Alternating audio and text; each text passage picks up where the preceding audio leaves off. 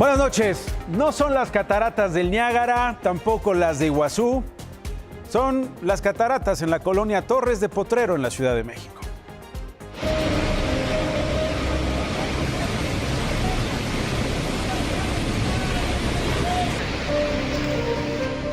De repente vino un río horrible, así como una ola fuertísima que aventó nuestro zaguán.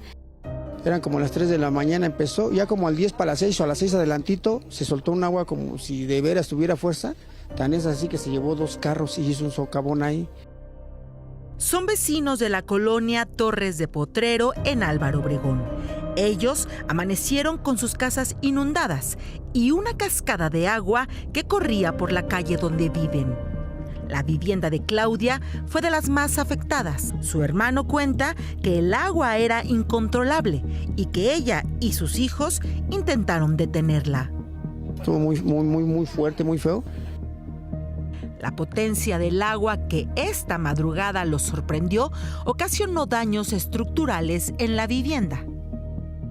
El agua era tan fuerte que aventó la pared de una recámara y la fracturó, inclusive le hizo un hoyito y ya los vecinos, como vieron eso, hicieron otro hoyo en la siguiente recámara. Tenemos 12 casas inundadas, de las cuales fueron 7 afectadas. Estamos haciendo una evaluación un poquito más detallada para ver si son habitables o si no son habitables.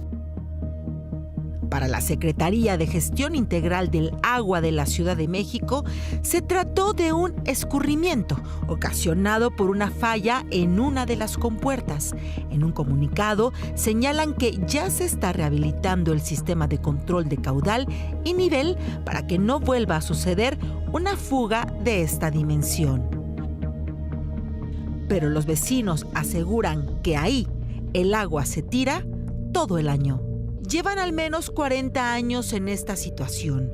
Con preocupación y coraje, cuentan que todo el día por la calle corre agua potable y aseguran que hay días que quienes controlan la bomba que alimenta la colonia la dejan correr con más fuerza. Siempre dicen que es la salida del agua cuando se llena la bomba, busca salida. Se sale por ahí el agua y es lo único que nos dicen.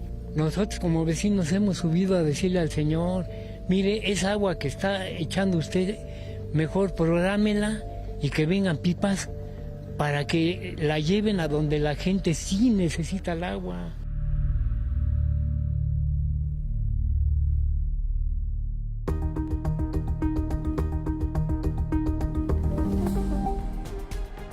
La pregunta esta noche: ¿va a subir o no el precio de la tortilla en México?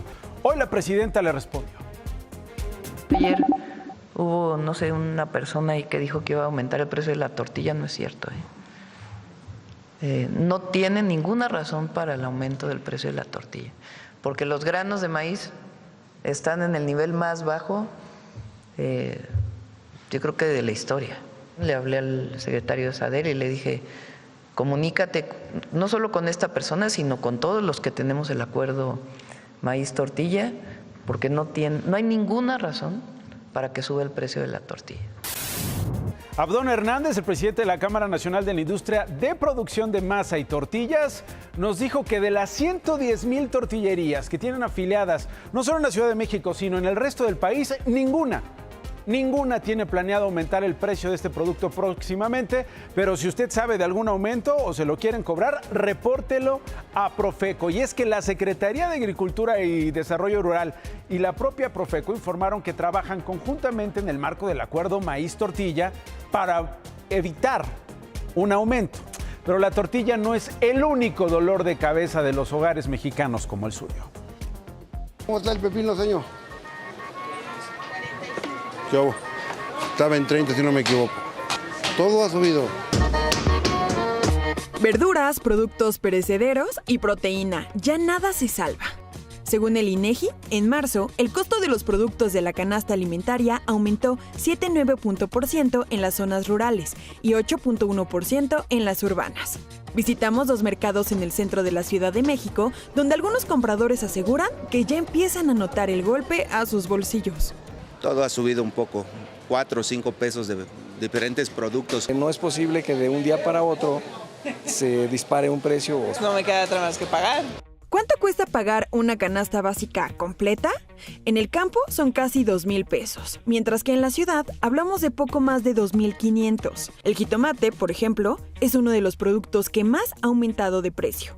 Reyes, quien vende verduras desde hace 28 años, dice que el cambio empezó hace unas pocas semanas. Antes de Semana Santa y pasando Semana Santa se volvió a incrementar. ¿Antes de Semana Santa en cuánto estaba? En 50. Horrible, ahorita el jitomate está carísimo, lo he comprado en 70 pesos.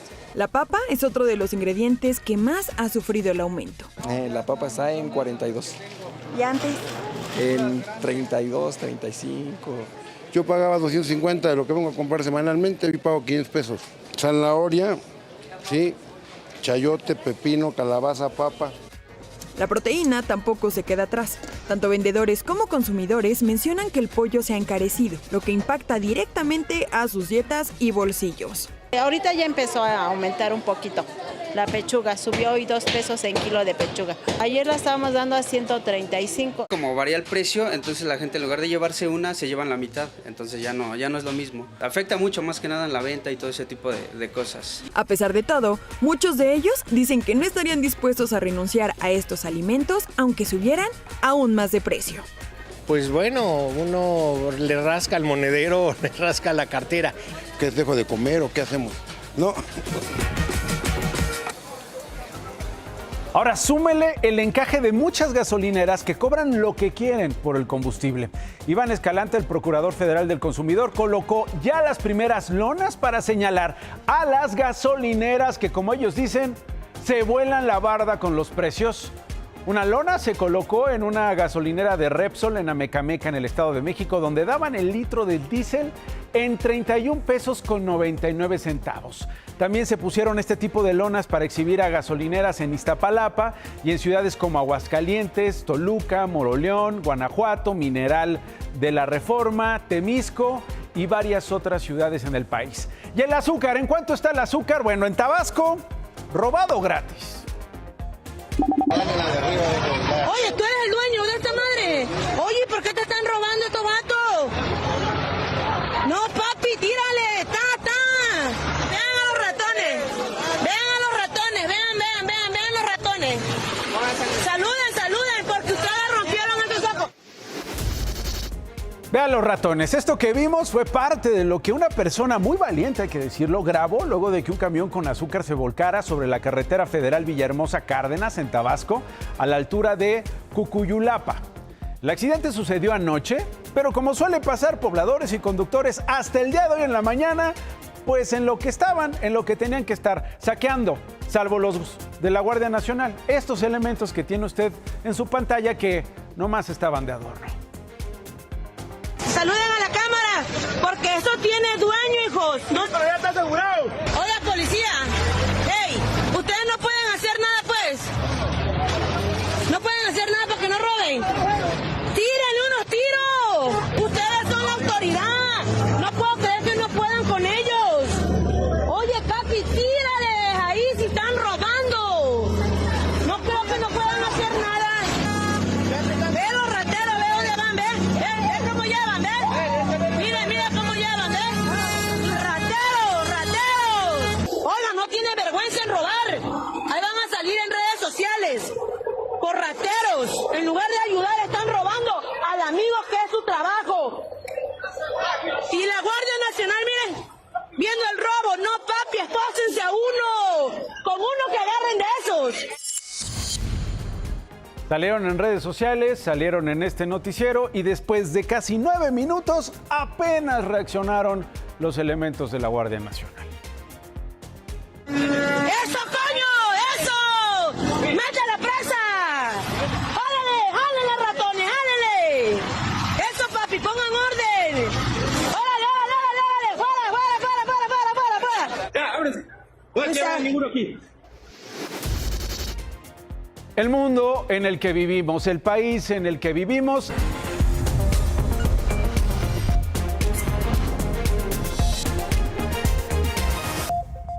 La de hoy, el gobierno federal ha asegurado que hubo una disminución de los homicidios dolosos. La baja representa un 41% menos desde septiembre de 2024 a marzo de este año.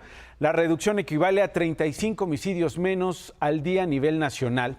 Durante marzo pasado, 7 estados acumularon más del 50% del total de homicidios dolosos. En primer lugar está Guanajuato, le sigue Chihuahua, Morelos, Guerrero, el Estado de México y Oaxaca. Esta disminución de homicidios dolosos durante marzo, en su promedio, se colocó como la cifra más baja de este delito en una década, en 10 años, si comparamos este marzo del 2026 con el del 2016. Ahí están los datos en su pantalla. Según un comparativo entre los primeros 3 meses del año pasado y la mayoría de los delitos de alto impacto registraron disminuciones, como el feminicidio, el robo a transportistas con violencia, secuestro, extorsión y varios más. Las autoridades federales reconocieron que el único delito de alto impacto en aumento fue el robo a casa habitación, ese con un alza de 2.2%.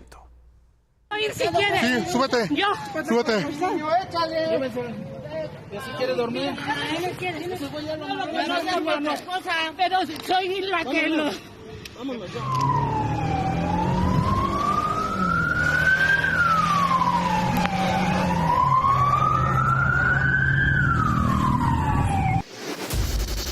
Esto se lo presentamos el viernes. Hoy Samuel, de 3 añitos, fue finalmente dado de alta, salió caminando del Hospital Pediátrico Legaria, donde fue atendido de emergencia tras ser acuchillado en la cabeza en las calles de la Álvaro Obregón, en la zona de Santa Fe. Según la investigación, un sujeto identificado como Jordan se acercó a la madre del niño para pedirle una moneda, comprar comida.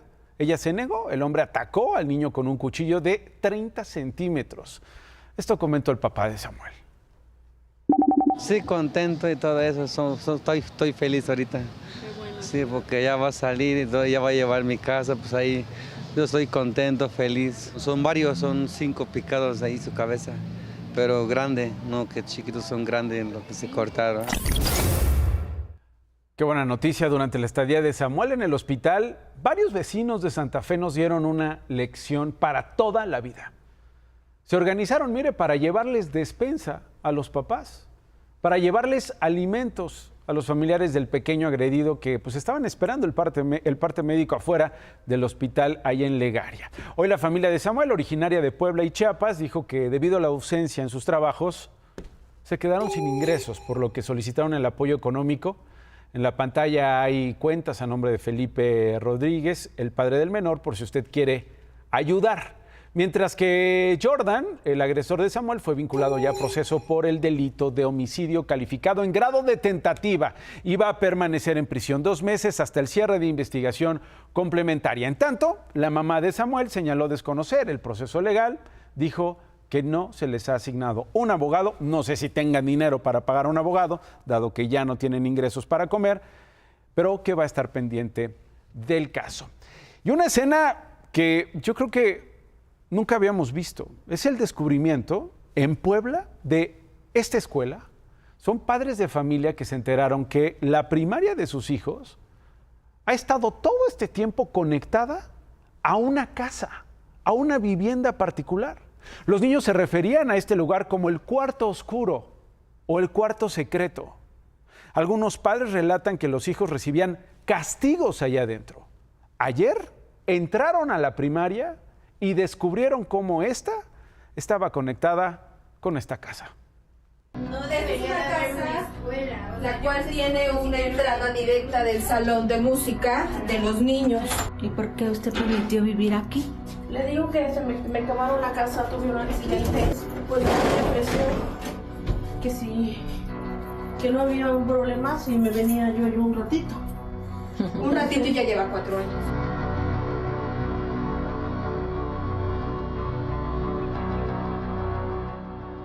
Porque nunca nos dijo. Porque nunca lo dijo, Miss. Pero esto es grave. Nunca vi yo esta puerta que tuviera acceso a una casa. Nunca nos comentó a dónde va esa casa. ¿Nunca supieron que esa puerta daba a una casa? ¿Nunca, después de trabajar tanto tiempo ahí? Presuntamente en esta casa vive una mujer con sus 2 hijos. La Secretaría de Educación Estatal informó que ya abrieron una investigación y como medida preventiva las clases serán a distancia mientras determinan por qué Hay una puerta de una casa particular conectada así, directamente a una escuela primaria. ¿Por qué le dicen el cuarto oscuro? ¿Por qué le llamaban los niños el cuarto secreto?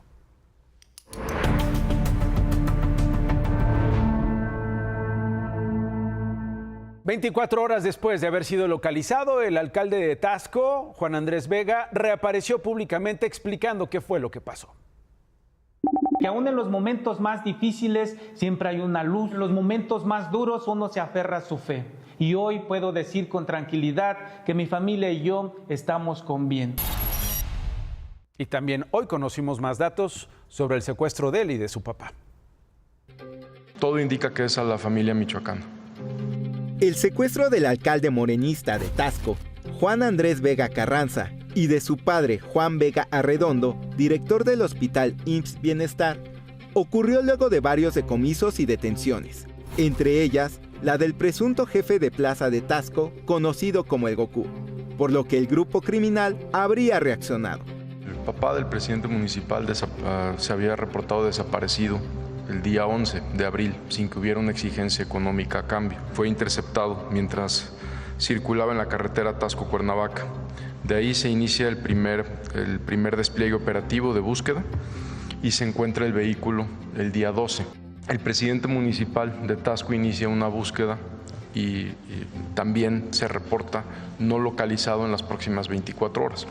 La señora presidenta nos instruyó a iniciar una búsqueda a las instituciones del Gabinete de Seguridad. Había indicios también de que en límites de Estado de México con Guerrero, por eso se involucra también a las autoridades del Estado de México, que iniciaron un operativo muy grande también del lado del Estado de México. El alcalde y su padre fueron localizados en el municipio de Zacualpan, al sur del Estado de México. La policía estatal los resguardó y después los trasladaron vía aérea al 27 Batallón Militar de Iguala. De acuerdo con medios locales, el alcalde se habría reunido con integrantes de la familia michoacana para negociar la liberación de su padre. Los delincuentes presuntamente pidieron a cambio liberar al Goku. El día que desapareció el padre del alcalde, el senador morenista Félix Salgado se reunió con el edil, lo que desató sospechas de que también habría participado en las negociaciones. Nada, no inventen cosas que no son. Ya pasé ahí a un restaurante de enfrente y ahí llegó el alcalde y nos saludamos. Nada más fue saludo y hasta ahí. ¿Y no le cuenta qué pasó? No me contó nada. García Harfuch adelantó que una de las líneas de investigación son los señalamientos de vínculos del crimen organizado del alcalde, los cuales han aparecido en mantas.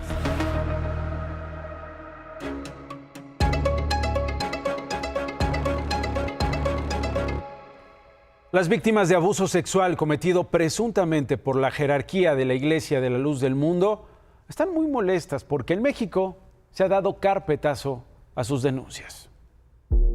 Xochitl Martín, una californiana de 39 años, quien fue la primera persona que se atrevió a denunciar al líder de la Iglesia a la Luz del Mundo, Naasón Joaquín García, cuestionó a la Fiscalía General de la República por haber dado carpetazo a las denuncias por abuso sexual infantil, violación, corrupción de menores y delincuencia organizada contra Naasón y sus cómplices.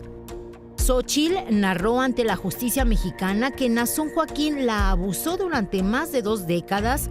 Detalló que no solo la agredió sexualmente en repetidas ocasiones, sino que la forzó a reclutar a menores de edad para que fueran explotadas y abusadas sexualmente por él.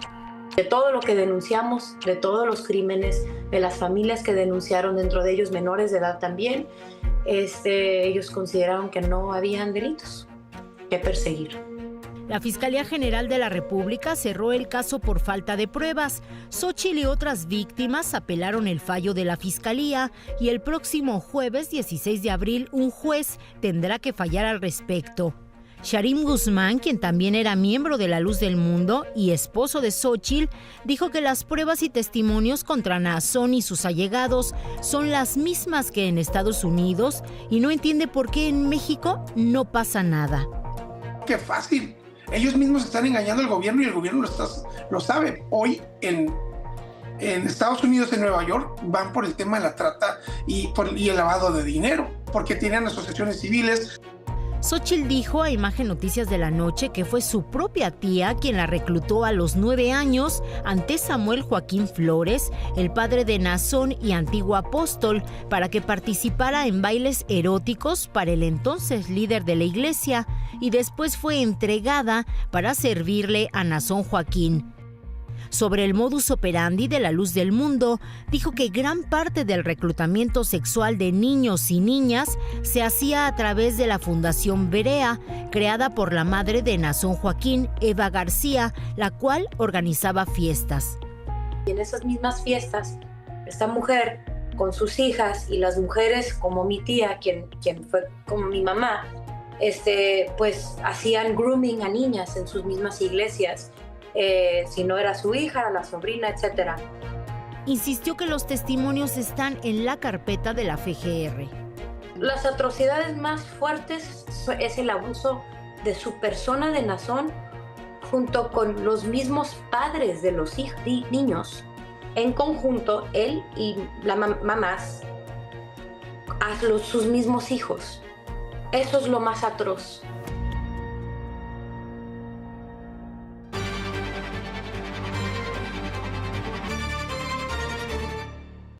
El Papa León XIV continuó su gira por África y durante su segundo día en Argelia visitó el yacimiento arqueológico de la antigua sede episcopal de San Agustín en la ciudad de Annaba. León XIV es el primer papa proveniente de la Orden de San Agustín. El líder de la Iglesia Católica plantó un olivo como un símbolo de paz y depositó una corona de rosas blancas y amarillas. El Vaticano informó que el mensaje del Santo Padre es que podemos vivir como hermanos si construimos la paz juntos. Y también es ya el primer papa anti-Trump. Le ha plantado cara, se le ha plantado al presidente de los Estados Unidos de América como ningún otro pontífice. Esto luego del enfrentamiento con Donald Trump, quien dijo que se cree un médico y no Jesucristo. El Papa volvió a quejarse sobre las guerras en la red social X y agregó que el corazón de nuestro Santo Padre no está con los malvados, con los prepotentes o con los soberbios. El corazón de Dios está con los pequeños y los humildes. O sea, te digo, Juan, para que escuches, Donald. Pero hoy el presidente Trump escogió a otra persona para pelear, Giorgia Meloni, la primera ministra de Italia, de quien dijo que pensaba que tenía valor, pero luego se equivocó. Hoy la primera ministra italiana le respondió. Quello che ho detto è quello che penso, che le dichiarazioni in particolare sul pontefice fossero inaccettabili. Esprimo la mia solidarietà a Papa Leone. Le dico di più, francamente io non mi sentirei a mio agio in una società nella quale i leader religiosi fanno quello che dicono i leader politici. Trump consideraba a la premier italiana su aliada en la Unión Europea luego de las declaraciones de la primer ministra. El diario italiano Corriere della Sera habló por teléfono con Trump, quien le respondió que Meloni era muy diferente a lo que pensaba, esto que le decía yo, y que incluso se negó a ayudarle para abrir el estrecho de Hormuz, y que él pensó que ella tenía valor, pero se equivocó. O sea, se equivocó porque no está del lado de Donald Trump. Considera que no tiene valor porque no está entonces del lado de Donald Trump. La respuesta de Meloni al ataque al Papa León, ya lo veíamos, el presidente estadounidense dijo que ella es inaceptable porque no le importa que Irán tenga un arma nuclear. La primer ministra también se apartó de otro aliado incómodo por la situación, decidió no renovar su cooperación en defensa con Israel. La nostra collocazione è europea e occidentale, io mi attengo a quella che tra l'altro condivido pienamente. Poi quando ci sono delle cose che non condividiamo agiamo di conseguenza. Voi non me lo avete chiesto, ma il governo ad esempio ha, in considerazione della situazione attuale che stiamo vivendo, ha deciso di sospendere il rinnovo automatico dell'accordo di difesa con Israele. Los cambios en el nuevo orden mundial. El gobierno de Estados Unidos sancionó al defensor de derechos humanos de Tamaulipas, Raimundo Ramos, quien había denunciado espionaje del ejército con Pegasus. Según el Departamento del Tesoro, Ramos ha presentado denuncias falsas contra el ejército mexicano para beneficiar al Cártel del Noreste. Una de sus denuncias, según se acusa, fue contra 16 militares, usted se acuerda, que ejecutaron a 5 presuntos narcotraficantes del Cártel del Noroeste en Nuevo Laredo, en mayo del 2023. Ramos dijo hoy a Imagen que es por denunciar esa ejecución que se le ha vinculado con el crimen organizado. El Departamento del Tesoro también sancionó a 2 casinos, Casino Centenario y Diamante Casino en Tamaulipas, por lavado de dinero, y a Juan Pablo Penilla, abogado de Miguel Ángel Treviño, el Z40.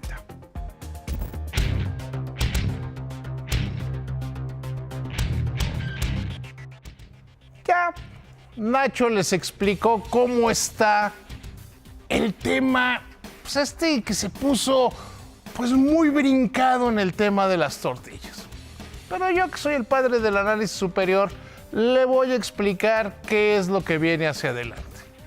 Primero, solo fue una organización la que dijo el precio debe subir entre 2 y 4 pesos. ¿Por qué? Pues porque el número les gustó. Pero hay que entender que el negocio de las tortillerías está muy diversificado. Hay más de 100,000 tortillerías en este país. No es lo mismo en una zona urbana que en una zona rural. No es lo mismo los costos en un lugar donde hay muchas tortillerías urbanos que en otros más alejados o de que están lejos de los centros de distribución de maíz nixtamalizado. Entonces, primer punto. Segundo punto, sí hay un tema que el precio de la tortilla ha estado estable y qué bueno, porque eso contribuye a que la inflación esté más o menos controlada. No es por la vía de decir vamos a subir el precio entre 2 y 4 pesos, no es por ahí. Es necesario seguir avanzando en los acuerdos donde se entienda que las tortillerías se deben formalizar. Se debe luchar en contra de las tortillerías que actúan de manera pirata y debe haber soluciones en materia, por ejemplo, del precio del energético. Así que el padre del análisis superior se lo dice desde hoy. Cene chilaquiles, desayune chilaquiles que no van a subir de precio. Échame la cámara, échame la cámara. Y bueno, ojalá, Nacho, que tú estés entre los beneficiados por el SAT. El SAT va a hacer devoluciones por más de 10,000 millones de pesos y además las está haciendo muy rápido. Muchas gracias, David. Voy a una pausa. Regreso con más. No se vaya. Henry, el menor de 2 años que murió por quemaduras ocasionadas durante un ataque a una tienda 3B en el Estado de México, fue enterrado en el Panteón Municipal de Valle de Chalco. El Comité Técnico de Evaluación de la Cámara de Diputados inició las entrevistas a 34 de los 100 aspirantes a las 3 vacantes del Consejo Electoral del INE.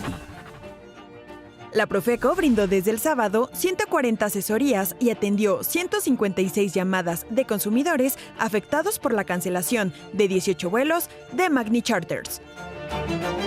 Nos vemos mañana, si todavía hay mundo y país. Que descanse.